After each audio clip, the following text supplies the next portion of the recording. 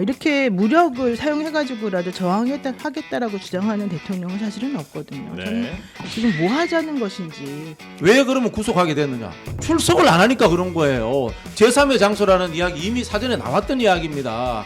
증거가 차고 넘친다면서요. 쇠고랑을 차서 그렇게 하는 것이 소위 말해서 법적 다툼의 영역에서 어떤 의미가 있는지 저는 잘 모르겠습니다. 근데 제일 중요한 건 대통령에 대한 탄핵을 빨리 결정하는 것이 이 혼란을 가장 먼저 없애주는 것이다. 네. 이렇게 지금 판단을 한 거예요, 헌재가. 네. 진짜 뻔뻔한 사람이야. 한덕수 총리. 건물에 네. 방화 책임자가 정부가 있어요. 네. 정은 윤석열이야. 부는 한덕수야. 오랜만이네. 건물에 정부. 불이 났어. 그러면 부는 책임 없어요? 정말 무책임한 사람이야 지금. 한없이 가벼운 정치 토크쇼 장르만 여의도 2025년 1월 14일 화요일 순서 시작하겠습니다. 반갑습니다. 정프로고요.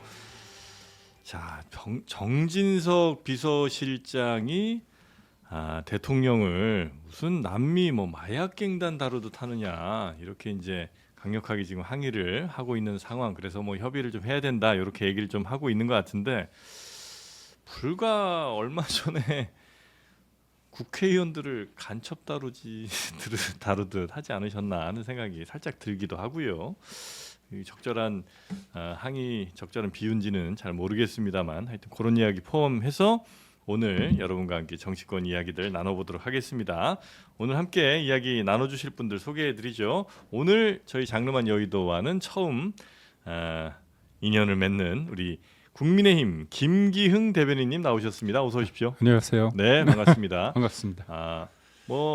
혹시 모르니까 네. 또 우리 시청자분들 위해서 본인 소개 좀 간단히 부탁드려도 되겠습니까? 원래는 KBS 기자를 한 20년 가까이 네. 하다가요. 21년 지금 윤석열 대통령이 그때 정치 선언할 때 제가 합류해서 수행하고 대통령실 부대변인하고 작년에 총선에 나와서 예. 아쉽지만 3%로 좀 낙선을 하긴 했는데요. 네. 그 이후에 계속 패널 활동하면서 지금 국민의힘 대변인을 맡고 하고 있습니다. 계시고 네. 이번에 이제 대변인 되신 거죠? 네, 이번에 됐습니다.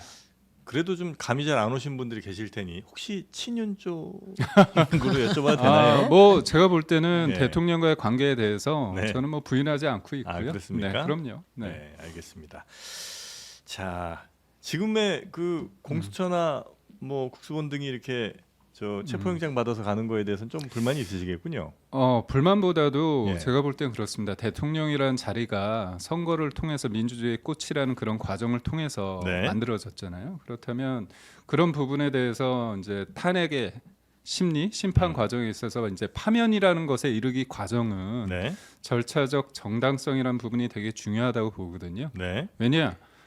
그거를 이제 국민들이 바라보고 그 어떤 결과에 대해서 납득이 되기 위해서는 뭔가 한쪽으로 휘어져 있다 그런 느낌을 주면 안 되잖아요. 네. 그래서 저는 대한민국의 지금의 상황이 뭔가 새로운 발전에 위험이 있는데 그 위험이 기회로 되기 위해서는 그 과정이 굉장히 치밀하고 탄탄해야 된다.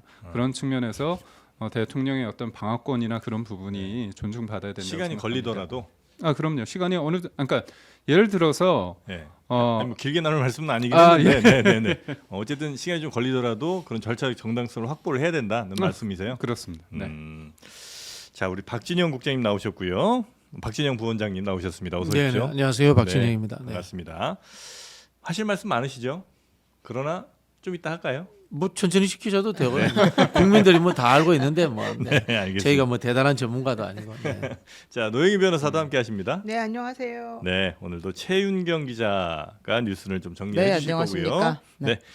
자, 오늘 처음 나오셔서 이제 처음에 좀 시간을 더 드리긴 했었는데 하나하나 뉴스를 통해서 또 이런 아마 이야기들 포함돼서 좀 나올 것 같습니다. 첫 번째 뉴스 어떤 거부터 좀 가보면 좋을까요? 네, 새벽을 울린 정진석 비서실장의 네.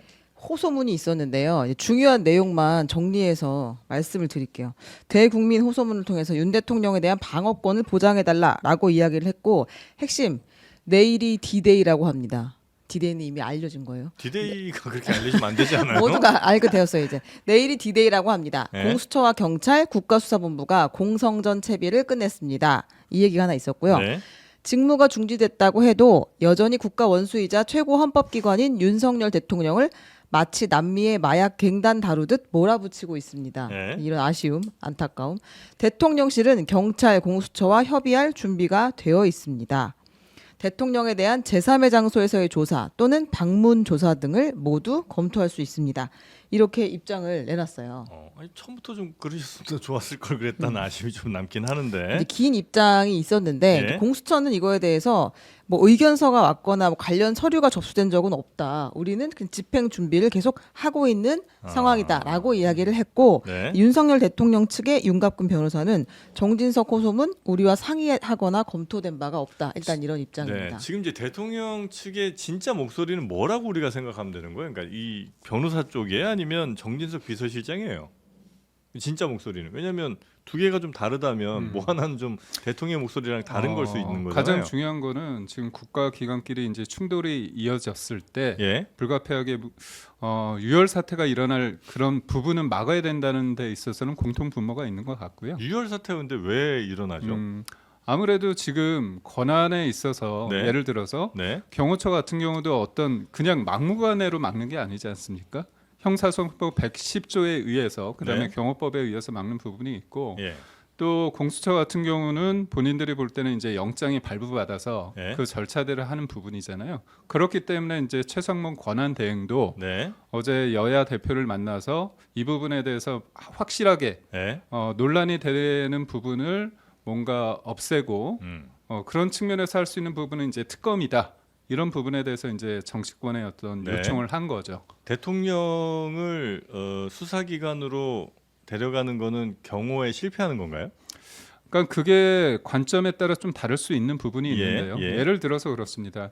이 일을 가장 쉽게 풀 수 있는 방법은 예. 수사권이 있는 경찰에서 내란죄 수사를 했으면 되는 거였어요. 근데 이게 민주당이 검경 수사권 조정을 하고 공수처를 설치하면서 그게 어떻게 보면 출범하면서 이게 꼬이게 된 거죠. 경찰이 수사했으면 별 문제 없이 이런 갈등 없이 그냥 출석을 왜냐하면 했을 거다. 대통령 측에서 계속 네. 얘기했잖아요. 적법한 절차에 의해서 네. 하는 부분에 대해서는 임하겠다고 얘기를 누차례 했고 그다음에 저는 이 부분에 있어서 만약에 물리적인 충돌을 방지하기 위해서 처음에 이제 집행을 했는데 실패했잖아요. 네. 그렇다면 그 다음에는 기소를 하거나 아니면 사전 구속 영장을 청구하면 돼요. 근데 체포를 위한 체포로 왜 가야 되는지 저는 잘 모르겠습니다. 그리고 체포를 하기 위함은 조사를 하기 위한 거고 조사를 한다는 건 진술을 받고자 하는 거잖아요. 근데 그런 과정에 있어서 본말이 전도됐다고 볼 수밖에 없죠. 다른 얘기가 아마 좀 많이 나오실 것 같아서 시간을 좀 드리겠습니다. 일단 그 수사권 얘기는 제가 정말 정리를 해드리고 싶은데요. 우선 경찰 국수본이 있습니다. 수사권이 있는 경찰 국수본이 이 사건에 지금 주체로서 참여를 하고 있고요. 네. 법원이 영장을 내줌으로 인해서 이 공조본이 결국에는 수사권을 가지고 있다는 것을 확실시 해주고 있고요. 더더군다나 대통령실에서 이미 이 공조본에 변호사 선임계를 제출을 했습니다. 네. 본인들도 이미 확인을 한 것이고요. 그다음에 또 인정한 것이고 더 하나 헌법재판소의 체포영장 청구 관련해 가지고 대통령실에서 권한쟁의 심판 청구했던 것들에 대해서 다 이미 또 철회를 했습니다. 이거 전체적으로 지금 수사권 논란에 대해서는 이미 다 정리를 한 것으로 보는 것이 맞고 네. 아직까지도 계속 수사권 얘기를 한다는 것은 적절치 않다 이런 얘기하고요. 또 하나 지금 정진석 실장이 윤 대통령을 마치 남미의 마약 갱단 다루듯 몰아붙인다. 이거 매우 부적절한 말입니다. 지금 우리 국민들을 남미의 마약 조직원 다루듯 하고 있는 게 바로 대통령실입니다. 그리고 대통령입니다. 우리 어제 나온 뉴스 중에 제일 충격적이었던 게 총이 안 되면 칼을 써라라고 말을 했다는 거잖아요. 그 얘기는 무슨 얘기입니까? 우리 국민들에게 그 경호처 직원들에게 총이 안 되면 칼을 써라? 결국 경찰들도 국민들인데 왜 총이 안 되면 칼을 써라 이런 말 물론 뭐 나중에 부인했다 아니다 이런 얘기는 나왔습니다만은 네. 그런 말을 쓰는 대통령은 없거든요. 법원에서 적법하게 발부된 영장에 대해서 당연히 따르는 것이 적법한 것인데도 불구하고 이렇게 무력을 사용해가지고라도 하겠다라고 주장하는 대통령은 사실은 없거든요. 저는 네. 이런 것들을 보면서 본인들이 한 행동은 전혀 생각하지 않고 무조건 남탓만 하는 대통령실 그리고 대통령 이런 인식들 이런 것들에 대해서 먼저 좀 반성을 좀 했으면 좋겠고 네. 지금 그 앞에서 고생하고 있는 국민들이 인질 삼아 지금 뭐 하자는 것인지 저는 지금 체포 못하고 있는 이 공조본도 좀 답답하지만은 이렇게 자꾸 몰아가면서 유혈 사태를 운운하면서 자꾸 이 상황을 이상하게 만들어가는 이 대통령에 대해서도 정말 이런 상황은 좀 없었으면 좋겠다 말씀드리고 싶습니다. 네. 우리 박진영 부원장님이 뭔가 많이 참으시는 것 같은 느낌을 좀 받습니다. 뭐 참 너무 기가 차가지고요. 남미 마약왕처럼 행세하잖아요. 대통령이. 사설 경호원처럼 부리면서 네. 칼 들고라도 막아라 이렇게 하니까 뭐 그렇게 당하는 거고요. 정진석 실장 이야기는 버스 떠난 뒤에 손드는 거예요.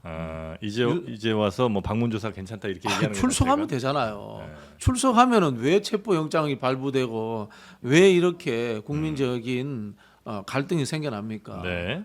출석하면 되는데 출석을 안 했기 때문에 생긴 현상입니다. 지금이라도 출석하면 됩니다. 네. 지금이라도 출석하면은 체포영장 가지고 집행해야 될 이유가 없는 거고요. 그리고 기관 간의 갈등이 일어난다. 법률이 부딪힌다. 그럼 결정하는 데가 어딥니까? 그 법원이에요. 법원이 결정하면 따르면 되는 겁니다. 그게 법률이 더 결정이 부딪힌다. 그럼 헌재 가서 결정하는 거예요. 저는 이걸 가지고 누가 맞네 틀리네 논박하는 것 자체가 말이 안 된다고 봐요. 이건 진보의 입장도 아니고 보수의 입장도 아니고 저희들이 싸워야 될 이야기도 아니고 법률 전문가가 설명을 해주는 거고 법원은 왜 그렇게 결정했는가? 그럼 결정에 대해서 따르면 되는 겁니다. 네. 자, 법원 결정이 마음에 안 들면 어떻게 됩니까? 재판 가서 그 절차가 문제가 있었다고 또 따르는 겁니다. 이게 대한민국 법이 정해놓은 방식이에요. 그걸 지금 윤석열 쪽이 하나도 안 따르고 있는 겁니다. 그러니까 남미의 마약왕처럼 행동한다라고 스스로 느끼는 거예요. 제가 봤을 때는. 네. 이게 어떤 기관 간의 갈등이 당연히 없는 게 가장 좋지만 그걸 이제 조정해야 될 상황이 만약에 생기면 당연히 이제 그 상위에 있는 뭐 예를 들면 대통령이 됐든 누가 대통령이 아니죠. 법원이 결정하죠. 그러니까 원래는 이제 갈등이 있을 때는 이제 그렇게 상위에서 해줄 수도 있는데 그게 안 되면 이제 법원까지 가는 거 아니에요? 그렇죠. 그리고 이제 이른바 무슨 경호처와의 갈등의 문제, 유혈 사태 문제 이런 이야기 하는데요. 범죄자 쪽하고 경찰 쪽하고 부딪히는데 두 기관이 충돌해서 유혈 사태가 나는데 이렇게 이야기하시면 안 되는 거예요. 네. 윤석열은 지금 범죄 피의자로서 잡아야 되는 상황인데 범죄 피의자가 저항하는 폭력을 공권력하고 똑같은 범주에 둔다는 자체가 저는 최상목 대행도 그렇고 이게 말이 안 된다고 이게 봅니다. 지금 보면은 네. 김계영 대변인 예전에 KBS 기자 했었을 때 기자 20년 했잖아요. 근데 법조 출입 기자였었어요. 제가 대한변협 변호사 할 때 대한변협에서 대변인 할 때 우리가 만난 인연이 있었었는데 네. 그때 만약에 이 상황에 대해서 물어봤으면 아마 본인이 똑같이 질문했을 것 같아요. 이 대통령의 행위에 대해서 아마 네. 법조 기자로서 이런 질문했을 거예요. 지금 이 상황에 대해서 이제 아마 이제 지금은 이제 정치인이니까 지금은 질문하는 방식하고 좀 달랐을 텐데 저는 그 상황 본인이 만약에 그 당시 기자로서 질문한다면 그 시각으로 이 상황을 바라본다면 뭐라고 할까? 네, 그런 질문 좀 꼭 하고 싶어요. 네. 솔직히 말하면. 제가 그 8년 전에 박근혜 전 대통령이 탄핵되고 나서 그 이후에 네. 어떻게 보면 대한민국 사회에 있어서 좀 더 나아졌느냐. 그때 소위 광풍이었습니다. 예. 모든 어떻게 보면 언론이 제대로 짚은 것도 있지만 과하게 선정적인 보도도 많았어요. 네. 뭐 박근혜 전 대통령이 구술을 했다, 뭐 인신 공약을 했다, 뭐 비아그라가 나왔다 그렇게 되는 거죠. 네. 그러니까 결국은 뭐냐면 법대로 정석대로 가는 부분은 괜찮습니다. 근데 좀 분위기를 타는 듯한 그런 분위기가 좀 있을 수 있어요. 그리고 네. 예를 들어서 제가 무턱대고 이거에 대해서 법과 법이 충돌된다는 게 아니라 어제 여당 법사위원들이 기자회견을 했습니다. 네. 그 내용이 뭐냐면 천대엽 법원 행정처장 관련해서 법사위에 있었던 얘기에서 기자회견을 한 거예요. 뭐냐면 형사법 110조 적용 시 이게 뭐냐 군사상 비밀 장소를 압수수색할 때 예. 책임자의 어떤 승낙을 받아야 되느냐 했을 때 형사법 110조를 적용 시 강제로 들어가는 것은 적법하지 않다 네. 이렇게 얘기를 했고요. 추가로 뭐라고 얘기했냐면 질문을 여당 쪽에서 형사법 110조 경호법에 따라서 책임자의 승낙 없이 영장을 집행하려는 시도를 막는 행위가 네. 적법할 수 있나 그랬더니 천 처장이 그런 해석도 가능하다 그렇게 얘기했거든요. 네. 그러니까 어떤 사안에 대해서 명확하게 떨어지거나 부딪히는 면이 있단 말이죠. 그렇다면 저는 지금 대통령에 대해서 뭔가 사법적으로 수사하는 부분에 있어서 네. 이 부분이 거친 면이 있다고 한다면 그 결과에 대해서 납득하기 힘들고 광화문이든 여의도든 그다음에 관저 옆에 수많은 분들이 있는데 이게 명쾌하게 떨어지지 않으면 그거에 대해서 갈등 양상이 계속 가지 않습니까? 네. 그렇다면 왜 굳이 여러 가지 문제가 있는데 뭐 한 사람을 특정한다면 김민석 최고위원의 형이란 분이 네. 뭐라고 했습니까? 체포를 해서 목을 베라고 하지 않습니까? 그리고 민주당 쪽에서 계속 얘기하는 거 보면 장갑차를 투입해라, 관을 준비해라, 가슴을 열고 뭐 총을 맞들어라 해라. 그런 어떤 강경 반응을 하면 공수처나 경찰 입장에서는 그게 기본값이 되잖아요. 그렇다 보면 뭔가 더 오버할 수밖에 없고 지금의 상황이 저는 공수처가 네. 가장 문제라고 보는데 네. 공수처가 이제까지 존재감 없는데 대통령을 수사하면서 네. 존재감을 키우려고 하는 그러다 보니까 계속 사단이 난다고 생각해서 네. 경찰 내 이첩하면 다 해결될 수 있는 아니 문제입니다. 근데 그 광풍 뭐 그럴 수 있는 가능성에 대해서는 근데 뭐 충분히 그런 광풍들에 네. 따라 가지고 법원이 결정하나요? 아니잖아요. 말씀하신 것처럼 그거는 이 법의 영역과 정치의 영역을 섞어버리시는 거예요. 지금 이 공수처가 집행하고 하는 부분들은 법원에서 영장을 발부했기 때문에 그런 거예요. 그럼 법원에 가서 항의하시면 됩니다. 그런데 윤석열 쪽에서 지금 법원에 항의를 했습니다. 그런데 거기에 대해서 기각했습니다. 그럼 그게 집행이 되는 거예요. 과거의 사례를 들어볼게요. 민주당도 검찰 조사를 받을 때나 이런 게 수많은 항의를 했습니다. 그럼 뭐라고 합니까? 국민의힘이나 윤석열 쪽에서 하는 이야기가 신성한 법에 모두 다 복종해야 된다라는 이야기합니다. 법의 신성함을 이야기합니다. 법을 존중해야 된다는 이야기를 합니다. 똑같이 지금 그대로 돌려드릴 수 있는 거예요. 민주당이 여기에 대해서 강한 정치적 공격을 했다고 치더라도 이거는 민주당의 이야기인 거고요. 지금 집행하는 것은 민주당이 아닙니다. 법인 거고요. 네. 정부의 수사기관인 겁니다. 여기는 법률에 의해서 운영되고 있고 이미 결론을 났어요. 그렇게 저는 받아들여야 된다고 네. 봅니다. 네, 그래서 이제 뭐 그냥 심플하게 조금 여쭤보자면 예를 들어서 비상겸 등등의 상황에 대해서는 경찰 내지는 뭐 공수처의 조사가 필요하고 또 진술을 받아야 될 일은 맞다고 혹시 보세요? 저는 뭐 여러 가지 현장 지휘관들의 네. 의견과 예. 대통령의 그 대국민 담화에서의 얘기와 네. 상충되는 면이 있기 때문에 예. 대통령의 얘기를 들어봐야죠. 근데 이제 그게 예. 수사기관에서 얘기를 듣는 거냐 네. 아니면 법정에서 다투는 거냐에 다를 수 있는데 네. 예를 들어서 이재명 대표 같은 경우도 예. 법인카드하고 제가 알기로는 성남 FC 관련해서 수사에 응하지 않았거든요. 그래서 기소가 됐습니다. 그런 과정이 있고요. 또 하나는 이재명 대표가 체포 동의안이 통과됐는데 영장실질심사에서 기각이 됐습니다. 그때 뭐라고 얘기했냐면 공당의 대표로서 공적 감시와 비판의 대상이라서 증거인멸의 우려가 낮다고 얘기했습니다. 그러면 대통령이 야당 대표보다 공적 감시 대상이 덜한 건 아니잖아요. 네. 그리고 누구보다도 다 있고 저는 민주당과 공수처에 제가 드리고 싶은 말이 뭐냐면 증거가 차고 넘친다면서요.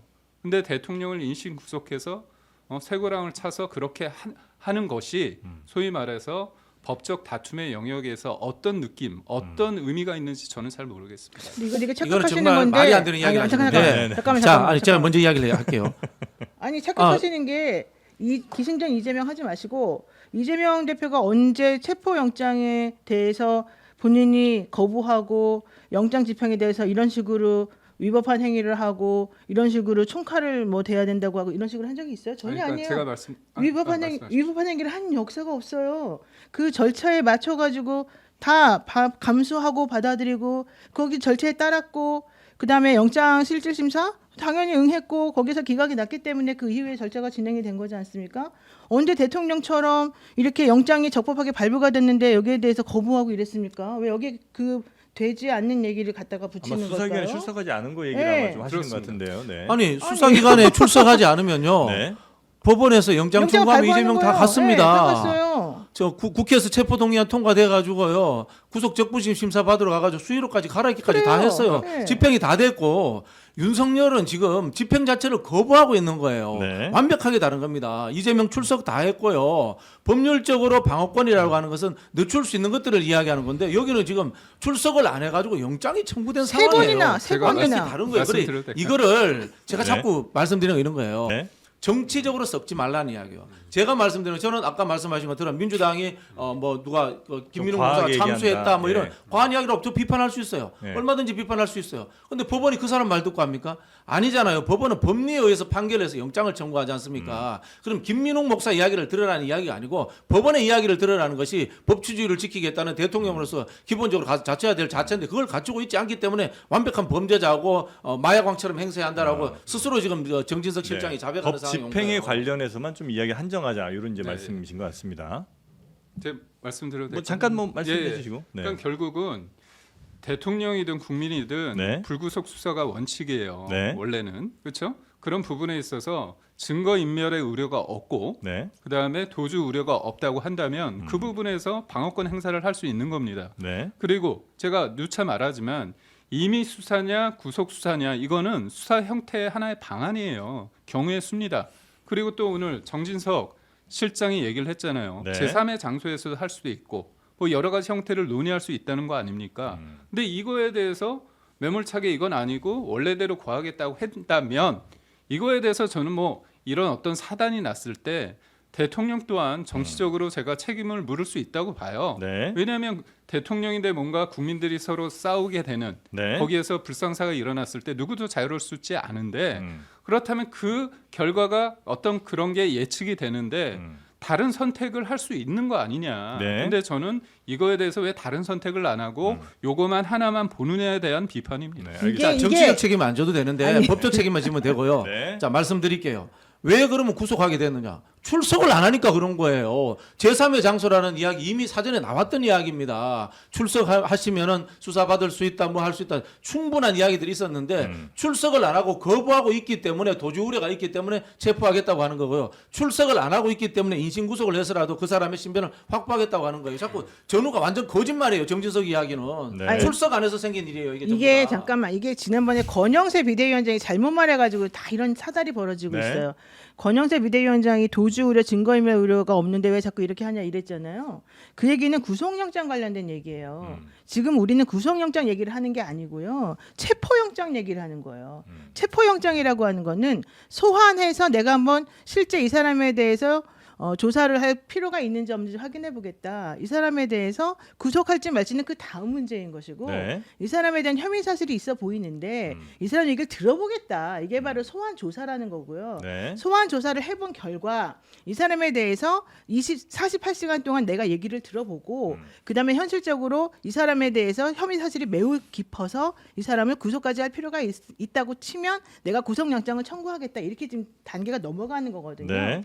증거인멸 우려, 도주 우려는 그래서 구속영장이 필요하다라고 할 때 들어가는 사유인 거예요. 그러니까 지금 우리 그 대변인님께서는 그 두 가지를 섞어가지고 얘기하시는 것 같고 그게 지난번에 검사 출신이라고 하는 권영세 비대위원장이 잘못 말해가지고 이 사달이 지금 나고 네. 있는 건데 지금 우리가 말하는 거는 일단 첫 번째 혐의가 있다고 보여지니 왜 우리가 지금 텔레비전으로 다 봤잖아요 그때 비상계엄 그때 선포하시는 것을 그러니까 조사 다- 필요성이 있고. 네, 조사 필요성이 있으니까 네. 한번 조사를 해보겠다는 건데 그 조사 필요성마저도 지금 거부했기 때문에 1차, 2차, 3차 얘기해가지고 그것도 안 들으니까 체포영장이 체포영장을 발부가 됐고. 발부가 된 거예요. 그러면 네. 그 체포영장이 발부됐으니 한번 와서 얘기를 들어보겠다는 거고 48시간 동안 얘기를 들어보고 난 다음에 그래도 당신 말이 맞으면 우리는 돌려보내주겠다는 거고 만약에 그렇지 않고 당신 말이 좀 틀리고 우리가 보기에 당신이 혐의 사실이 매우 짙다고 생각하면 영장을 청구하겠다는 거고 그때 가서야 구속영장 실질 심사가 그때 벌어지는 겁니다. 그러니까 지금 그 두 가지를 완전히 분리해서 얘기해야 되는데 그 두 가지를 섞어가지고 얘기들을 하세요. 이 국민의힘 사람들이 이러면 안 되는 거예요. 네. 제가 하나만 여쭙겠습니다. 짧게만 네. 부탁드리겠습니다. 이게 체포영장 관련해서 집행이 한번 안 됐습니다. 계속 체포영장을 하는 방법이 있을 거고 네. 그게 아니라 기소나 아니면 사전구속 영장으로 갈 수 있어요. 이게 아주 예외적인 게 아니잖아요. 근데 왜 체포만 계속 해야 된다는 게 답인 것처럼 민주당은 얘기하느냐? 그거에 민주당 대해서 이야기한 적이 없어요. 알았습니다. 민주당 그러면- 이야기했다고 그러면 치더라도 공- 법원은 그걸 듣지 않아요. 알았습니다. 그럼- 민주당을 썩지 마세요. 아니 법적인 알겠습니다. 문제예요. 그러면 정치적인 문제가 공수처가 그렇게 네. 하는 부분에 대해서 꼭 그것만 고집할 이유가 뭐냐? 저는 그렇게 아니 반문하고 아까도 좀 전에 본인이 말했잖아요. 음. 체포가 안 됐는데 그러면 체포 영장을 다시 한번 할 수 있는 것이고 그렇지 않고 사전 구속영장 청구하는 방법이 있다. 본인이 말했잖아요. 네. 그 두 가지 중에 첫 번째 방법을 선택한 거잖아요. 아니 그렇죠. 그렇게 했을 때 여러 가지 사단이 날 수 있다면, 그러니까 예를 들어서, 그러니까 대통령 한 명을 지키겠다는 걸 떠나서 국론이 분열될 수 있고 어떻게 보면 피치 못할 불상사가 생길 수 있으니 네. 다른 선택을 할 수 있는 거 아니냐는 겁니다. 네. 근데 저 예를 들어서 대통령이면 이제 네. 우리나라 어쨌든 전직은 아니고 현직 대통령이면 그래도 우리나라의 헌법을 가장 먼저 수호하는데 앞장서야 될 사람이고 우리나라의 법 체계를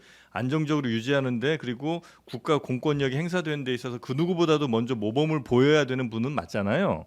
그런데 법원에서 합법적으로 발부한 영장에 대해서 또 혹은 수사기관이 출석해달라는 요구에 대해서 그렇게 듣지 않는 것이 많은 국민들에게 굉장히 좀 분노 포인트가 혹시 되지는 아니, 않겠습니까? 저는 그런 부분에 대해서 대통령이 비판을 감수하고 네. 그런데 대통령이나 대통령 변호인 측에서 얘기하는 건 그거잖아요. 음. 수사 권한이 없는 공수처가 이 부분을 했기 때문에 첫부터 첫 단추가 잘못 꿰어졌다. 근데 네. 이 논란은 저 혼자만의 얘기가 아니라 언론에서 이 기본적인 어떤 논란의 베이스는 지금 깔고 얘기하는 겁니다. 알겠습니다. 대부분의 사람들은요. 네. 그래도 재판을 진행합니다. 그래서 만약에 그 절차에 문제가 있다면 나중에 기소권이 없는 곳, 수사권이 없는 곳에 수사했다 해서 공소기각이 됩니다. 법원에서. 재판에 임해야죠. 네. 재판 절차는 임해야 되는 거야. 재판 절차를 아예 안 하고 있는 거예요 지금. 그래서 그게 아니라고 법원에서 말해줬잖아요. 네. 그러면 저의 질문은 정진석 이 비서실장의 개인 플레이냐 아니면 윤석열 대통령과의 소통이 있었느냐 이거였는데 답을 듣지는 못하고 넘어가 보겠습니다. 네, 100% 소통했다고 100% 소통이에요. 정진석 그런데 그럼 윤곽근 실장이 변호사는 왜 그런데 대통령실이나 이쪽에서는 양쪽 다 지금 소통 없었다고 얘기하고 그렇게 있습니다. 주장하고 예. 있으니까 네. 시간 벌기죠. 양쪽 다 소통을 하면서 양쪽 다 소통 없었다고 얘기하면서 시간을 벌려고 하는 거다라고 보신다는 거죠. 그렇죠. 네, 확인은 어려우니까 일단 그렇게 가겠습니다. 네. 근데 여기다 물어봐야지. 그러니까 지금 이걸 안 하시니까 계속 이거 아니 대답할 거예요. 아니, 대답할 정진석 거예요. 실장도 말도 안 되는 이야기를 한 게 대통령이 출석을 안 했다는 걸 싹 빼놓는 거야. 출석을 안 했기 때문에 체포영장이 떨어진 근데 거야. 원래 이들의 언어가 그래요. 불구속될 수도 있었고 네. 뭐 제3의 지역에서도 수사를 받을 수도 있었단 말이에요. 출석하면. 처음에. 근데 출석을 안 한 거야. 그럼 네. 빼놓고 그러면 이거 좋아. 이야기를 다시 하는 물어보자. 네. 다시 물어보세요. 소통이 됐나요? 저는 모르겠습니다. 근데 우선적으로 저는 네. 그래요. 그러니까 정진석 비서실장이 뭐 이렇게 전략이든 뭘 떠나서 네. 본인이 이 부분에 대해서 이거를 한번 얘기를 해서 공론화 시켜야 된다고 하고 생각을 싶다. 했던 것 같습니다. 우리가 오늘 충분히 공론화를 20분 동안 했어요. 그러니까 네. 넘어가겠습니다. 그럼 이 시각 윤석열 대통령은 어디서 무엇을 하고 있느냐? 산책을 하셨습니다 어제. 사진 한번 근데 건강해 보입니다 보니까.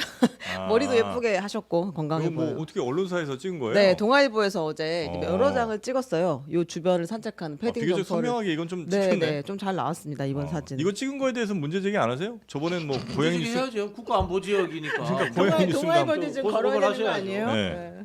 근데 아무튼 뭐 이렇게 하고 있고, 근데 뭐 오늘 아침에 또 이제 좀 헷갈리는 뉴스가 나왔어요. 경찰과 공수처와 경호처가 3자 회동을 했다. 네. 그래서 평화적 영장 집행을 위해서 이 공조본에서 경호처에 협조 요청을 했다. 이제 이런 취지의 이야기였어요. 협조 요청을 했다. 네, 네. 그래서 우리가 들어갈 테니 괜히 물리적으로 막지 마시고 잘 협조해 주세요. 네, 아마 이게 이 D-Day 논란에서 시작됐던 것 같은데요. 네. 사실은 이제 급습할 생각을 했었던 것 같은데 쭉 준비도 했고. 음. 그리고 그게 이제 김성훈 차장의 체포 영장이 나오면 그걸 가지고 들어갈 생각을 처음에 공조본에서는 했던 것 같아요. 네. 근데 지금 모두가 D-Day가 15일이다라는 이야기를 하고 있잖아요. 네. 그러니까 안에서는 더 대비 태세를 강화하고 있을 것이고, 그러니까 아마 이제 공조본에서 이렇게 되면 또 다시 이제 대치 상황이 벌어질 텐데 차라리 경호처한테 협조 요청을 해서 원활하게 들어가는 게 더 좋겠다라고 판단을 한 것 같습니다. 그래서 오늘 오전 8시에 모여가지고 이야기를 했다, 협의를 했다. 근데 결과는 아직 나오지 않았다. 이런 상황입니다. 요청한 거는 공수처와 경찰일 테니까 네. 경호처가 오케이 내지는 이건 도저히 안 되겠다 뭐 이런 얘기가 있어야 될 텐데 아직 그 얘기는 안 그 나왔다는 얘기는 거죠. 없습니다. 네. 네. 두 가지 예측이 되는데 일단은 경호처를 흐트러뜨릴 수 있다라고 공수본이 생각하는 것 같아요. 흐트러뜨릴 수 있다. 이렇게 함으로 인해 가지고 공수처 경호처 내에 네. 이른바 늘공들이 저항하지 않을 수도 있다라는 생각을 하고 있는 것 같고요. 또 임박했다라는 뜻이겠죠. 네. 이른바 이게 제가 봤을 때는 그 조선시대 드라마 이런 거 보면은 그 어디입니까? 북쪽에서 반란이 일어나고 이러면 선무 작업합니다. 선무 작업하는 거죠. 네. 그래서 이제 주변에 성주들 이런 사람들 우리 편으로 끌어당겨 놓고 그 다음에 이제 이 수계의 본진을 잡으러 가는 뭐 그런 작업을 시작한 것이 아닌가 이런 느낌이 드네요. 근데 저는 정말 대통령의 여러 가지 행동에 대해서 다 유감인데 오늘 원래 헌재에서 2시에 변론기일이 예정이 되어 있어요. 네.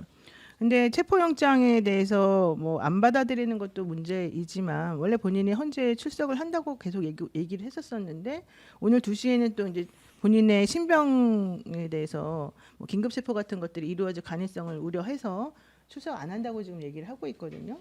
물론 본인이 출석 안 하면 헌재에서는 오늘 출석 안 했다고 이제 그냥 끝내고 16일 날 2시부터는 본인 출석 없이 그냥 진행을 할 겁니다. 그리고 실질적으로 이 사건은 별로 복잡하지 않기 때문에 2월 달이 되면 저는 다 끝날 거라고 지금 보는데요. 네. 그렇다고 한다면은 대통령은 결론적으로 이 모든 절차에 대해서 그냥 다 보이콧하는 거나 마찬가지가 돼요. 근데 그런 모습을 과연 보이면서 나는 법치주의, 그렇게 법치주의를 외쳐대던 대통령의 모습을 국민들은 어떻게 바라볼까? 저는 이런 것들이 매우 정말 의심스럽고 계속해서 사실 대통령이 지금 하는 모습은 혹은 윤석열 씨의 그 변호인단들이 하는 모습은 그러면서 또 제3의 장소에서 혹은 제3의 방식으로 계속해서 공수처나 이런 쪽하고 딜을 하려는 모습을 계속 보이거든요. 이거는 매우 부적절하지 않습니까? 이 부분에 대해서는 국민의힘이 공당으로서 혹은 여당으로서 좀 뭔가 조치를 취하거나 얘기를 하거나 이럴 좀 생각은 없는지 그 부분이 좀 정말 궁금해요. 아니면 차라리 이 상황에서 여야 그러니까 괜히 정치 싸움으로 보일 필요 없이 그냥 법원의 명령, 경찰의 집행 뭐 이런 걸로만 그냥 좀 담백하게 가는 거 그렇죠. 그래야 저는 그렇게 그게 해야죠. 맞았다고 차라리 봅니다. 예. 지금 이제 댓글 보면 사람들이 착각하고 있는 것이요. 민주당은 내란 수계 왜 빨리 안 잡아 이러는데요. 민주당 집행권이 없습니다. 네. 지금 집행권이 없어요. 민주당이 어떻게 잡아요? 네. 그러니까 우리 저기 대변인님이 이야기하시는 것처럼 민주당에 누군가 의원이 무슨 말을 했다 이게 의미가 없어요. 판결은 법원이 하는 거고요. 네. 집행은 수사기관이 하는 겁니다. 민주당 여당이 아니고요. 아직도 최상목 권한대행이 국민의힘과 당정협의 하잖아요.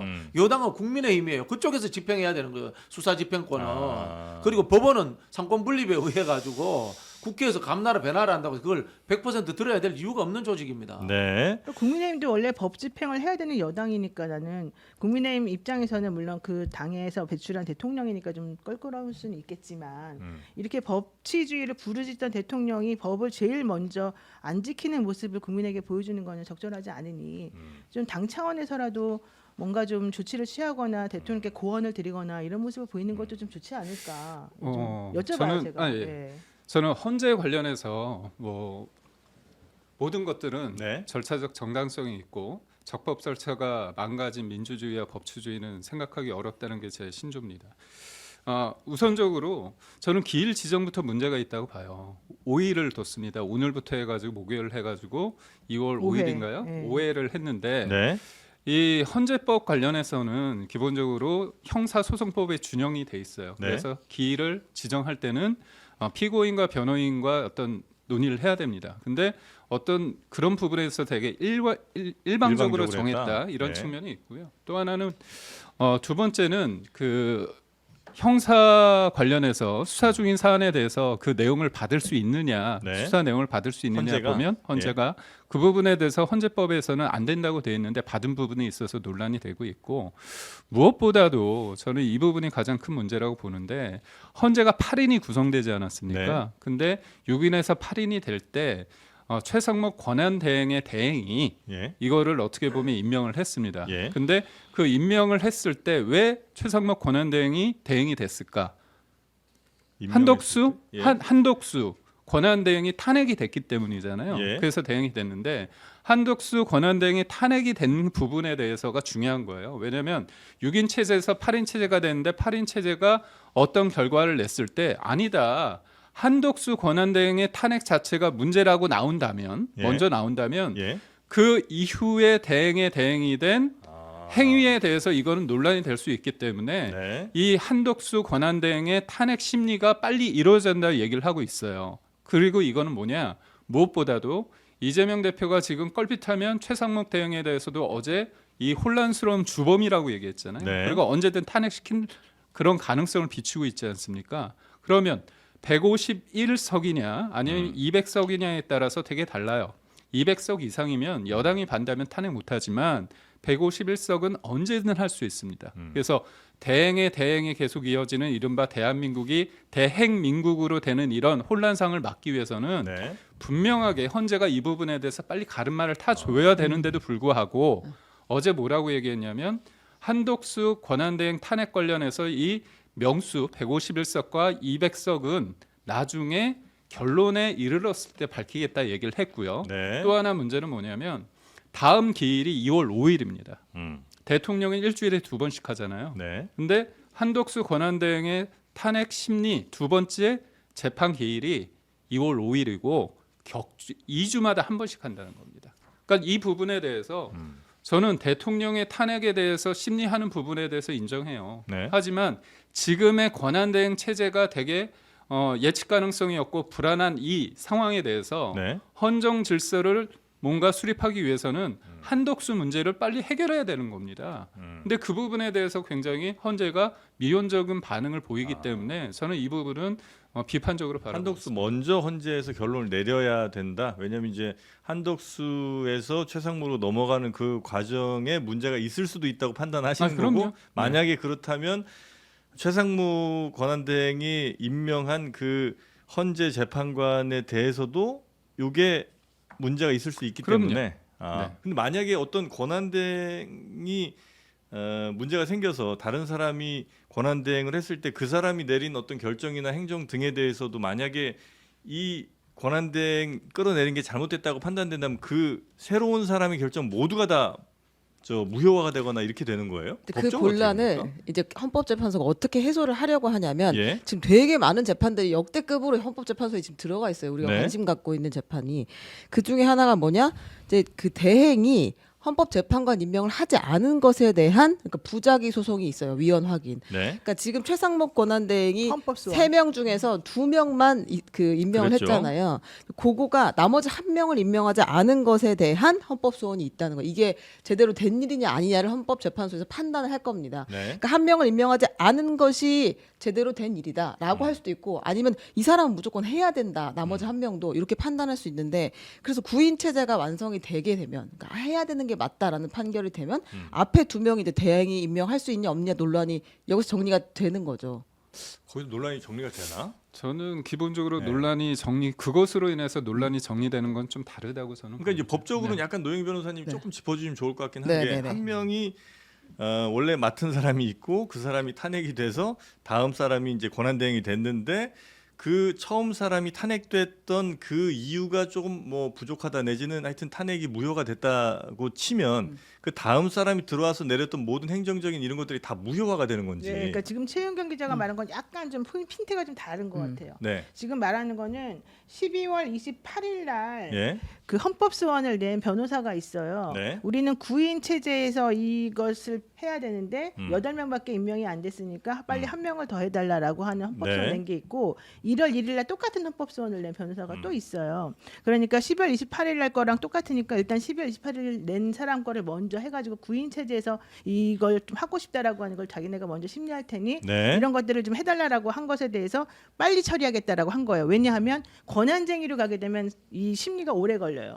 근데 헌법소원은 빨리 할 수가 있어요. 그래서 10월 28일에 했던 것하고 다 결국은 다 똑같은 얘기니까 우리는 그냥 빨리 요거 10월 28일에 했던 것에 대해서 자료를 빨리 받아가지고 처리를 하면 결국은 다 똑같아진다라고 해서 헌재에서는 그거를 이제 먼저 하겠다는 얘기였고, 근데 그거하고 이번에 한덕수 대행에 대해서 먼저 탄핵 심판해야 된다는 건 별개예요. 네네네. 한덕수 대행에 대한 걸까 왜 빨리 해야 된다고 주장을 하냐면 네. 한덕수 대행에 대한 탄핵이 만약에 잘못된 거였다면 한덕수 대행은 다시 원상복귀가 되는 것이고 네. 그러면 최상목 대행은 잘못된 사람이 되는 거니까 네. 최상목 대행이 했던 헌재재판관 임명 2명은 사실은 잘못된 무효가 거니까 됐다. 없어지는 것이고 그러면 그로부터 했던 모든 의사결정은 다 망가져야 되는 거 아니냐 이제 이게 사실은 국민의힘에서 내놓는 거니까 원래는 그것까지 전부 다 해야 되는 거 아니냐라고 하는 게 국민의힘 이제 주장인 것이고 근데 그게 예전에 그 노무현 전 대통령도 탄핵이 됐다가 다시 돌아왔잖아요. 네네네. 근데 그 사이에 내렸던 여러 결정이나 행정적인 업무들이 다 무효화되진 않잖아요. 바로 그거죠. 네. 그러니까 그렇게 된다는 얘기예요. 그러니까, 네네네. 그러니까 그 얘기예요. 그러니까 실질적으로 그렇게 되지는 않는다. 그렇겠죠. 그렇게 되면 예.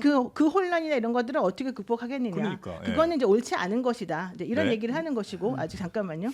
그렇기 때문에 현실적으로 그렇게 되지는 않고 그렇다면 여기서 가장 중요하게 빨리 처리해야 될 것은 무엇이냐. 네. 권한대행의 얘기를 지금 빨리 처리하는 게 좋겠냐. 그 중간에 이런 것들이 돌아가지 않는데 네. 아니다. 제일 중요한 건 대통령에 대한 탄핵을 빨리 결정하는 것이 이 혼란을 가장 먼저 없애주는 것이다. 네. 이렇게 지금 판단을 한 거예요. 헌재가. 네. 뭐 잠깐 제가 시간 잠깐 네. 말씀드리자면 전 노영희 변호사님이 워낙 이쪽에 해박하시고 자기 믿겠는데 네. 저는 여러 가지 상황 속에서 가장 중요한 포인트, 네. 그러니까 최상목 권한대행이 했던 여러 가지 중에서 네. 모든 것들이 다 부인되지는 않을 겁니다. 예. 하지만 결정적으로 대통령을 탄핵시키는 데 있어서의 어떤 그 원인이 되는 그 부분에 있어서는 굉장히 민감한 부분이기 때문에 그건 논란이 될 여지가 저는 있다고 봅니다. 재판관 임명에 대한 말씀을 지금 하시는 거죠? 참 찾다가 별걸 다 찾아내네요. 참. 근데 제가 이상한 거는 아까 저의 질문은 뭐였냐면 대통령이 그렇게 법치주의를 주장했는데 네. 이렇게 법치를 안 지키는 대통령에 대해서 국민의힘에서 뭔가 조언을 할 생각이 있느냐에 대한 질문이었는데 역시 그 대답은 안 했다는 거. 제가 대변인님에게 그 대답을 네. 조금 원했다는 걸 이제 말씀을 드리는 네. 거죠. 네, 예, 예. 알겠습니다. 대답해 주세요. 네. 네. 우리가 자꾸 잊어버리는 게 있는데 예. 이 국정 혼란, 위기, 경제, 뭐 신인도 하락 모든 것들의 원인의 출발은 윤석열 불법 기업 내란에서부터 시작된 거예요. 윤석열 문제를 해결하면 국가가 정상으로 돌아오는 겁니다. 대통령 대행 문제를 해결하는 게 우선입니까? 대통령을 해결하는 게 우선입니까? 이렇게 판단하신다면 저는 상식적으로 헌재의 판단이 저는 맞다라는 생각이 들고요.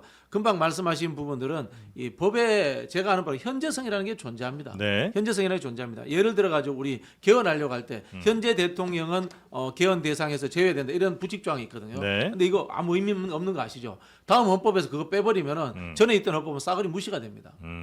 이 똑같은 이야기입니다. 이 이야기는 뭔가 하면요. 네. 한덕수 총리 관련되는 이야기는 나중에 한덕수 총리의 이 뭐라고 합니까? 이 탄핵 올라간 것이 인용되거나 기각되거나 그 뒤에 결과를 가지고 그때 가서 또 따지면 되는 겁니다. 그 전에도 국가의 일이라는 것과 재판의 일은 진행돼야 되는 것이고요. 네. 이런 것들을 이것도 마찰이잖아요. 이런 걸 결정하는 것이 헌법재판소예요. 이런 것들을 최종적으로 결정하는 것이 헌법재판소이기 때문에 네. 헌법재판소가 결정한 대로 갈 수밖에 없습니다. 저희도 마음에 안 드는 측면이 있지만은 이거는 헌재의 고유 권한이기 때문에 어쩔 수 없는 거예요. 아니 네. 그리고 제일 중요한 거는 뭐냐면 자꾸 윤석열 대통령 측은 너무 꼼수를 부려요. 이번에 정계선 헌법재판관에 대해서 또 네. 기피 신청했죠. 네. 헌법재판관에 대한 기피 신청이 도대체 가당키나 한 겁니까? 왜냐하면 대통령에 대한 탄핵은 전원 합의를 통해 가지고 할 수밖에 없는 거거든요. 지금 8명 있으면 8명 있는 데서 다 해야 되는데 네. 자기가 임명하지 않은 혹은 자기에게 조금 불리하다고 생각하는 민주당 측에서 임명한 사람, 민주당에서 추천한 사람들에 대해서는 전부 다 지금 그러면 전부 다 나에게 옳지 않은 결정을 내릴 것 같으니까 나에게 유리하지 않은 결정을 내릴 것 같으니까 기피 신청한다? 이런 식으로 하게 되면 나머지 사람 전부 다 해야죠. 문양배 소장 대행에 대해서도 해야죠. 그러니까 지금 말도 안 되는 꼼수를 계속 부리고 지금 계속해서 윤석열 대통령 측의 변호인단이 하는 내용을 보게 되면 자기네가 헌법을 어겼냐 안 어겼냐 여기에 대한 답변은 안 해요. 실질적으로 어겼다 안 어겼다 이런 얘기는 안 하고 계속해서 뭐 절차가 잘못됐다 뭐가 잘못됐다 이렇게 억지 주장을 되게 계속 하고 있거든요. 네. 이 부분에 대한 얘기를 좀 해줬으면 좋겠어요. 자, 뭐 네, 질문하세요. 아니 네, 그래서 이제 아마 우리 국민의힘 김기웅 대변인 같은 경우는 그 일들이 마치 고구마 줄기처럼 원인 결과가 이렇게 쭉쭉 이어져 있는 거라 그 앞에 것이 만약에 그 결과가 다음 거의 원인이라면 그 결과 잘못된 거라면 다음 원인도 좀 무효가 되는 거 아니냐 뭐 이런 그러니까 말씀을 저는 아마 뭐냐면요. 주시는 것 같아요. 네, 맞습니다. 이게 이 헌재 판단에 대해서 네. 저희가 인정하지 않겠다는 게 아닙니다. 그렇지만 이게 헌재 심판 과정에서 방어권이 있고 네. 저희의 입장이 있는 겁니다. 근데 그 과정성에서 문제가 있다면 제기할 수 있는 거예요. 그러니까 다시 말해서 네. 헌재 또한 사람이기 때문에 법에 헌법과 법률에 의해서 그걸 해야 되는데 그런 과정에 있어서 저희 쪽 볼 때는 논란이 있고 무엇보다도 헌재가 박근혜 전 대통령 탄핵을 인용하면서 그 이후의 상황이 있었고 그 아쉬움이라는 부분이 있는 거예요. 네. 그 과정에서. 그렇다면 헌재 또한 감시자 아닙니까? 최종 감시자라고 할 수 있는 거잖아요. 그렇다면 그분들을 잘하고 있는지 아니면 제대로 가고 있는지에 대해서 이견을 제시할 수 있는 할수 겁니다. 있습니다. 네, 네, 그런 네, 부분이 할수 있다고 있습니다. 봅니다. 네. 정리 저는 좀 이제 드리- 저런 부분에 대해서는 이제 방어권이라고 인정을 해드리는데요. 네. 방어권하고 도망권, 그 다음에 숨는권은 다른 거예요. 방어권은 이렇게 법률적 논쟁을 하는 거고 법률적 절차에 들어와 가지고 재판 과정에서 자기 변론하잖아. 이게 방어권이지. 절차를 숨어가지고 지켜라. 있지 않습니까? 칼로 뭐 어떻게 해라라고 이건 방어권이 아니에요. 네. 이건 범죄자의 도망권이에요. 도망권. 알겠습니다. 네, 일단 윤석열 그 대통령 변호인단에서 정계선 재판관에 대한 기피 신청서를 냈잖아요. 근데 기피 이유가 정계선 재판관의 남편이 공익인권법재단 공감의 변호사로 활동을 하고 있고 그 재단법인의 이사장이 국회 탄핵소추 대리인단 공동대표인 김희수 전 재판관이 변호사다. 이제 이런 이유인데요. 의심스럽다. 네, 근데 오늘 헌재에서 요 기피 신청을 2시 전에 결론을 내려서 일단 발표를 하고 시작하겠다라고 하니까 사실상 기각을 하려고 생각하고 있는 것 알겠습니다. 같고요. 그리고 오랜만에 한덕수님 등장하셨는데 한덕수 전 총리께서 네. 전 총리인가요 지금? 총리? 직무정지된. 직무정지 총리가 이렇게 이야기했어요. 내 재판 먼저 해달라. 탄핵 재판 먼저 해달라고 나를 했고 먼저 잡아가라. 그리고 내가 탄핵된 이유 중에 헌법재판관 임명하지 않는 것이 있었는데 네. 헌법재판관 임명은 권한대행의 재량권 안에 재량이다. 있는 것이기 때문에 네. 탄핵 사유가 될 수 없다라고 주장을 했고요. 권한대행의 재량권이라는 건 내가 할 수도 있고 있지만 안 할 안 수도 있는 거다. 있는데 이걸로 네. 탄핵을 하다니 이건 말도 안 된다. 네. 그다음에 이제 나는 계엄을 말렸다 이렇게 이야기를 했어요. 그래서 이제 재판부에서는 그럼 그날의 행적을 제출해라 이렇게 이야기를 한 상태입니다. 네. 말씀하신 것처럼 윤석열 대통령 탄핵 심판이 제일 속도를 내고 있다. 그렇습니다. 저는 알겠습니다. 진짜 뻔뻔한 사람이야. 한덕수. 한덕수 총리. 저 쉽게 예를 들어볼게요. 우리 건물에 네. 방화 책임자가 정부가 있어요. 네. 정은 윤석열이야. 부는 한덕수야. 아, 오랜만이네. 건물에 정부. 불이 났어. 그죠? 네. 그러면 부는 책임 없어요? 내가 그 저기 뭐야 방화범 들어오는 걸 나는 싫어했다. 그렇다고 해서 난 불 났는데 지금 책임이 없어요? 정말 무책임한 사람이야. 지금. 네. 네. 네, 아니 저는 지금 우리 원장님 말씀에 대한 게 아니라 네. 그 지금 보면 한덕수 권한대행이 얘기했던 네. 그 임명권 관련해서 되게 재밌는 게 있는 게 민주당이 그 한덕수 관련해서 얘기하면서 네. 재판관 즉시 임명 관련된 헌재법을 발의했습니다. 음. 그러니까 그게 뭐냐면 무조건 묻지도 따지지 말고 그냥 임명하라 사인해라 이거거든요. 네. 그렇다면 이거는 왜 냈겠습니까? 지금의 현행법은 네. 대통령이 네. 권한대행이 그거 관련해서 본인이 네. 곧바로 사인하라는 게 아니라는 거를 본인들도 알기 때문에 그걸 낸 거예요. 그러니까 뭐냐면 국회는 추천이고요. 그다음에 대법원장은 지명입니다. 그리고 다음에 대통령이 임명하는 게 있어요. 만약에 그게 없다면 그냥 대통령이 다 할 수도 있고 아니면 그 추천 3인이 다 할 수 있는 거죠. 네. 그러니까 그런 이유는 뭐냐면 상권 분립의 한 축인 대통령의 고유 권한을 인정한 겁니다. 그렇기 네. 때문에 대통령의 권한 대행으로서 이 임명을 즉시 임명이 아니라 본인이 그거를 보류한 거고 여야가 이거를 좀 했으면 좋겠다고 했는데 보류인데 안 했다고 딱 인정하고 그거를 탄핵시킨 거기 때문에 저는 이거는 충분히 다툴 여지가 있다고 다툴 여지 있다. 근데 네. 우리는 아니, 해석상 그법 내봐야지. 우리는 그렇게 하지 않아요. 지금 적용이 안 돼요. 그냥 미래를 위해서 법을 낸 거란 말이에요. 음. 그런 걸 또 이제 현재 적용해서 저는 이걸 뭐 당장 적용된다 이렇게 하실 필요는 없다는 생각이 들고요. 아니 아니 우리 사실 민주당도 괜히 냈네 내가 보니까. 어차피 적용도 안 되는 거. 법조계에서는 해석을 그렇게 하지 않아요. 예, 이 임명권, 지명권, 추천권 관련해 가지고는 예. 헌재 임명 관련해 가지고는 3명의 삼권 분립을 다 이제 인정을 하는 예. 거거든요. 그래 가지고 실질적으로 뭐 추천, 지명, 임명이라고 하면서 국회에서 추천한 몫에 대해서 대통령이 임명이라고 하는 형식을 쓰는 것은 국회 추천한 것은 국회의 것을 권한을 인정을 해서 네. 대통령은 형식적으로 사인만 해라. 이제 이렇게 우리는 보통 해석을 하거든요. 그렇기 때문에 권한 대행도 역시 그냥 사인만 하라는 것이지. 그 부분 전 그냥 제 개인적인 생각이 좀 잘못된 거예요. 그냥 국회가 예를 들어 3명 하면 그냥 그대로 통과 끝. 이렇게 하면 그렇게 하면 문제가 없잖아요. 안 되죠. 그게 이제 대통령제 나라에서 그렇게 되면 그러니까 국회 대통령한테 도장만 찍으라고 그렇죠. 하는 거는 대통령한테 도장만 찍으라고 하는 거예요 원래 그게. 와 그래요. 그리고 뭐 아무튼 네. 우리가 막간을 이용해서 광고 하나 하면요 구인 광고 있습니다. 그 대통령 측에서 변론해 주실 변호사님과 후원할 분들을 찾습니다라고 광고를 올렸어요. 석동현 변호사가 오늘 이렇게 페이스북에 올렸는데요. 이게 노영희 예언이 맞았다. 왜냐면 노영희 변호사 처음부터 여기서 일할 사람이 지금 없을 그래 거라고. 내가 페이퍼워크 할 사람이 네, 없다 다른 그랬잖아. 다른 일이 아니라 그러니까 중요한 공보 같은 건 할 수 있는데 실질적으로 쟁점 정리해서 문서 쓸 사람이 지금 서면 쓸 사람 없다는 얘기를 계속 했었잖아요. 근데 네. 실제로 그 구인 공고가 떴습니다. 이거 아, 잘 그래요? 읽어보시고. 네. 이거 청년 읽어주세요. 청년 변호사님들께는 변론이나 대리 활동 수고에 대해 실비 정도 보상이 실비 정도 필요하다. got 있으니까 볼게 많은데. 후원할 의사가 있는 시민 연락 주시기 바랍니다. 자기네는 7억 준다 그래놓고 이제 실비 네. 준대잖아요. 저러면 일을 못하지. 아니 이재명 대표랑 또 최상무 권한대행 만난 얘기도 좀 하긴 해야 되는데. 네네, 해야 되는데. 예, 시간이 좀 많이 없네요. 어떻게 그러면 근데 요거 하나 듣고 갈까 봐요. 뭐죠? 이상민 소방청 행안위에서 예. 그 내란 당시 12.3 내란 당시에 이상민 행안부 장관이 소방청장에게 전화를 걸어서 일부 예. 언론사에 대한 단수 조치를 지시했다는 이야기가 어제 나왔습니다. 네. 이거 한번 들어볼까요? 이상민 전 장관이 전화로 청장님께 의논했던 또는 통보했던 내용이 주요 언론사 단전 단수와 관련된 내용이었습니까? 특정 그 몇 가지 언론사에 대해서 경찰청 쪽에서 요청이 있으면은 협조하라는 그런 내용이 있습니다. 한겨레하고 아까 경향신문하고 MBC하고요. MBC하고 뉴스공장 네, 우리는 살았습니다. 우리는 아니었습니다.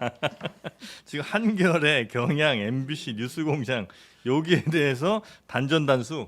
네. 와, 단전은 이제 아예 그냥 다 꺼버리겠다는 거고. 이제 방송을 내보내지 못하겠다고 네. 아마 그런 생각하신 거 아닌가요? 단수는 화장실을 못 쓰게 하겠다. 이런 거라고 이해를 해야 될까요? 물도 못 먹죠. 너무 더럽다. 아니 그 단수라는 게 무슨 의미가 있어? 그런 거 아니에요? 네. 아니 참 발상도 발상이지만 네. 단전 단수하는 주체가 누군지 모르는 모양이에요. 그러니까. 제가 봤을 때. 아유. 자, 그 단전은 한전에서 하는 거고요. 네. 단수는 서울 그 지자체라고 그러던데? 지자체 서울수도공사에서 하는 걸로 그렇게 알고 있습니다. 친절한. 그 소방청장이 소방에서 할 수 소방차하고 없는 무슨 관련이 있어? 부분이어가지고 아무 조치도 하지 않았다 이렇게 설명을 했습니다. 아니 뭐다 그랬던 끊으면 거군요. 끊을 수는 있긴 하겠지만. 그다음 질문이 압권이었잖아요. 네. 조선일보도 있던가요? 기억이 안 기억이 납니다. 안 나는데요. 이렇게 이야기했죠. 네. 자 그리고 김건희 여사가 그 총선에 지대한 관심이 있었다는 네. 또 이런 얘기가 좀 나왔군요. 아니 약간 포인트가 좀 다른데 그 네. 명태균의 해안을 저는 여기서 느꼈습니다.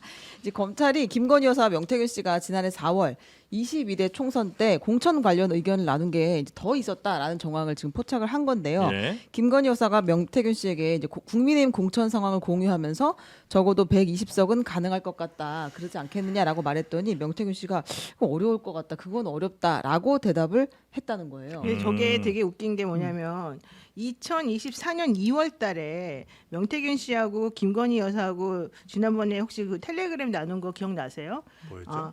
단수면 나야 좋지. 네. 이렇게 얘기했던 거 생각나시죠? 네. 그러면서 김영선 씨에 대한 공천이 그때 어그러진 적이 있었잖아요. 네. 그래가지고 명태균 씨하고 이준석 의원하고 천하람 씨하고 그때 가가지고 홍매화 홍매화. 심고 막 네. 그랬었잖아요. 음. 그게 김영선하고 그때 김건희 여사네하고 사이가 멀어져가지고 3월 달부터는 사실 연락을 끊었고 2월 말부터 끊었었던 거예요. 근데 저 얘기가 언제 나왔는지 저 기사에는 안 나와요.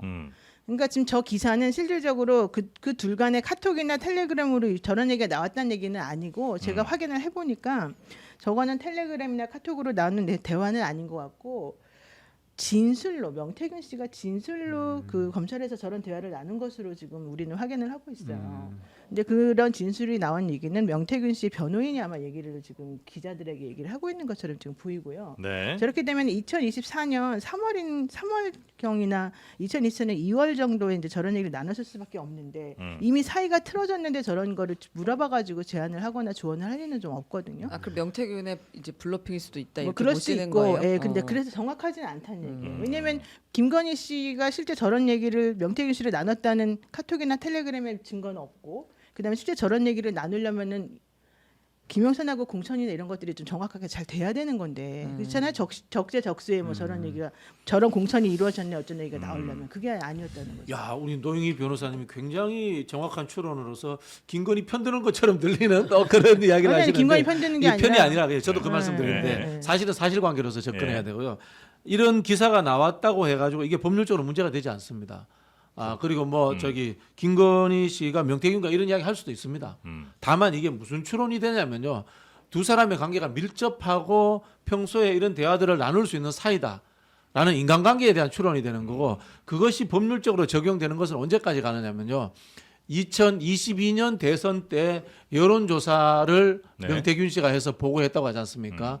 그 당시에 명태균 씨가 조작됐던 것, 이른바 또는 뭐 조작이 아니라고 칩시다. 기술을 넣었던 것, 네. 스킬을 부렸던 것, 이런 것들조차도 김건희 씨가 알았을까라는 의심, 그쪽으로 이제 이게 가야 되는 거예요. 그래요? 저는 하여튼 이 기사 보면서 명태균 씨가 생각보다 이제 그냥 아예 정말 신기가 있다? 아니 어떻게 신기는 정말 아니, 아니고 근데- 거짓말 잘하는 사람인 아, 줄 이 정도 누구나 다 알지. 근데 그런가? 이때는 저걸 다 알았어요. 우리도 다 아는 알았어요. 이야기예요. 아 그래요? 저는 더한 이야기 해드릴까요? 우리도 알았어요. 저 안에 그때. 원래 국민의힘이 네. 94석 정도 해야 돼요. 예? 94석 정도 나왔어요 마지막에 아 그래요? 시뮬레이션에. 근데 108석까지 그때 나온 이상한 거에는 어쩌고저쩌고 하는 평론가는 엄청나게 높이 그때 혼자 아. 막 예측하고 있었었고 아, 네. 말씀하셨던 네, 거. 그다음에 네. 우리들은 저희 이제 더 데이터를 몇 훨씬, 개를 훨씬 보면서 이제 낮게, 시뮬레이션까지 다 낮게 해봤는데 시뮬레이션 했었고. 마지막에 민주당의 말 실수라든가 이런 부분들이 아, 그리고 좀 깎아먹었다. 이 기사에 따르면 2024년 11월 달에 대통령이 나는 명태균하고 사이가 안 좋아져서 우리는 뭐 어쩌고저쩌고 연락 끊었다라고 얘기했는데 네. 저 말에 따르면 뭐 7개월 전까지도 얘기가 있었었다 이런 식으로 나오거든요. 근데 네. 그렇게 따지면 2024년 3월까지도 얘기가 됐었다는 건데 실제 그게 안 맞는 게 2024년 3월 1일인가 그 초에 홍미화 네. 심으러 갔었었어요. 맞아요. 그래서 만약에 저 말이 맞으려면 2024년 2월 달에 2월에 네. 얘기가 나와야 돼. 근데 저 2024년 2월에 저런 얘기가 나올 수가 없었어요. 명태균 진술일 것으로 네, 추정한다 그래서 지금. 그런 저런 증거가 네. 없어요. 네. 알겠습니다. 우리 김기웅 대변인은 대변인 이제 맡으신 지 얼마 됐죠? 맡은 지 한 열흘 됐나요? 열흘 정도. 네. 그 열흘 전에 이렇게 딱 이제 대변인 좀 해주세요 할 때 네. 기쁘셨어요? 아니면 지금은 아닌 것 같은데 하는 생각이 좀 들었어요. 직구시시대. 왜냐면 나 같으면 힘들 것 같다. 이거 내가 받아야 아니, 근데 되나? 아니 말아야 아니요. 되나? 저는 뭐 예. 제 국민의힘 당협위원장 하고 있고요. 예. 그러니까 당연히 받는 거고. 그렇습니까? 제가 무엇보다도 제 개인적인 생각을 얘기하는 게 아니라 예. 당의 입장을 또 얘기하는 게 저의 역할이기 때문에 네. 아니, 당의 입장도 지금 잠시 후에 이제 김상욱 의원이 나오긴 나오거든요. 그래서 당의 입장이 매우 요즘 이렇게 스펙트럼이 넓어진 적이 별로 없잖아요. 그러니까 좋게 보면 예. 다양성이 있고 역동성이 있을 수 있다고 보는 게 있고요. 예. 그 다음에 저도 뭐 패널을 하면서 그리고 국민의힘 그 대변인을 하면서 느낀 게 뭐냐면 예. 분리할 때 예. 실력이 늡니다. 아니 지금 근데 공부를 도대체 얼마나 하시는 거예요? 뭐 이렇게 노트를 2개나 하시고 고시 보시겠어요. 정말 실력은 엄청나게 손으로 다 늘어날 써가지고 거야. 지금 준비하셨어요. 되게 성실하죠. 네. 네네네. 그래서 하여튼 지금 당은 밖에서 볼 때는 되게 하여튼 네. 힘들어 보이거든요. 네. 그리고 이제 특히나 좀 소수에 있는 분들은 거의 뭐 집단 이렇게 좀 괴롭힘을 당하는 것 같은 느낌이란 말이죠. 뭐 이총이나 그런 데서 아, 그런 얘기가 김상욱 나오는 것 같이. 같고 실제 그 정도는 아닙니까? 그렇게 보지는 않고요. 예. 어떤 한 개인에 대해서 이렇게 몰아붙이는 건 적절치 않다고 생각합니다. 그래서 저는 김상욱 의원 포함해서 그 국회의원 분 중에 여러 가지 선택지가 있잖아요. 네. 그 선택에 대해서 존중을 합니다. 그래요? 예. 저는 뭐냐면 근데 왜 나가라고 그래? 아니 제 말씀은 예, 그걸 예. 나가라고 할 것까지는 없다는 거죠. 근데 네. 이제 저는 하나에 대해서 어떤 이견이 있을 수 있는데 그게 예. 계속 반복되다면 예.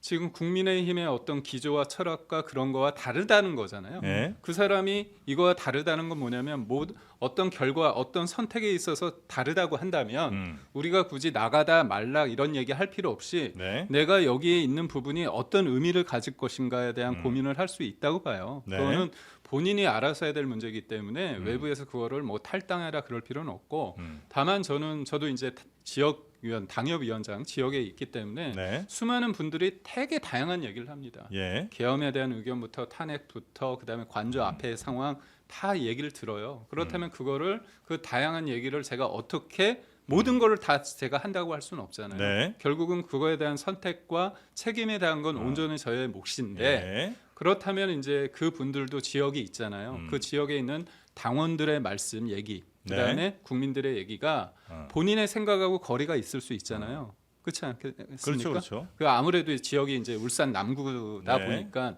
그랬을 때 본인의 생각과 그분들의 생각에 그런 거리감을 어떻게 좁힐 것인가 이게 숙제인 거예요. 예를 들어 한 100명 여기 이렇게 모여갖고 우리 한번 열심히 잘해보자 이렇게 이제 뜻을 모았어요. 네. 근데 한 90명쯤이 갑자기 어느 날 절로 다 옮겨갔어. 네. 10명이 그대로 남아 있어. 네. 그리고 야 니네 왜 거기 아직도 남아 있는 거야 이 멍청한 이러면서 이제 그 사람들이 좀 약간 못 사는 상황이 됐으면 그 사람들의 잘못이에요 아니면 옮겨가 나와 90명의 잘못이에요. 참 어렵습니다. 예. 이게 보면 어떻게 보면 어떤 사안에 대한 어떤 생각, 신조일 수 있고 예. 그게 다수가 소수를 규정하면 그게 폭력이 될 수 있거든요. 예. 근데 그 소수의 생각이 예. 또 다수의 생각을 당신들은 이건 문제다. 그렇게 딱 규정하는 것도 저는 좀 문제라고 봅니다. 그래서 생각은 다를 수 있기 때문에 서로 간에 어떤 프레임을 통해서 전두환의 세력이다. 뭔가 히틀러다. 이렇게 얘기하는 거는 본인의 어떤 생각과 의지에 대해서 이런 결정을 했는데 그 같지 않은 사람들에 대해서 전두환을 세력이다. 이렇게 얘기하는 부분에 대해서는 전 동의가 하기 힘들다. 알겠습니다. 저도 근황 좀 물어봐 주세요. 근황. 근황. 아, 박진영 부원장님. 아니 예, 요즘 어떻게 민주연구원 요새 뭐 하는 거예요? 뭐예요? 열심히 정책 공약 만들고 있고. 아, 정책 공약. 저는 이제 박진영 TV가 네. 어제 10만을 넘었어요. 아유, 축하드립니다. 많은 구독 부탁드리겠습니다. 네. 박진영 TV입니다. 아, TV. 박진영. 축하드립니다. 10만이 쉽지 않은데 진짜 말이죠. 대단하시네요. 힘들더라고요. 그 수익 창출도 됩니까? 뭐 최소한 수준입니다. 아, 좋습니까? 네. 그래도 끔짝끔짝 10만이 됐습니다. 아유. 표정은 되게 좋으세요. 여유가 느껴집니다. 아, 예, 10만. 10만 대군이 있지 않습니까? 아유. 예. 박진영 TV 축하드립니다. 노영희 TV 있나요? 네.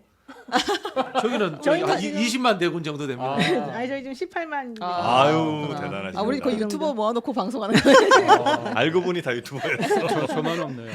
아, 그래요? 빨리 네. 만들어야지. 자, 김기흥의 흥난다 뭐 이런 거 한번 하세요. 흥이 난다, 네. 흥이 나. 네. 자, 오늘 함께해 주신 세 분 대단히 감사하고요. 김상욱 의원 잠시 후에 저희가 네. 모셔서 요즘 가장 힘든 고난의 행군하고 네, 있는 그렇습니다. 김상욱 의원과 함께 이야기 좀 나눠보도록 하겠습니다. 세 분 다시 한번 감사 말씀드리고요. 다음 주에 뵙겠습니다. 고맙습니다. 감사합니다.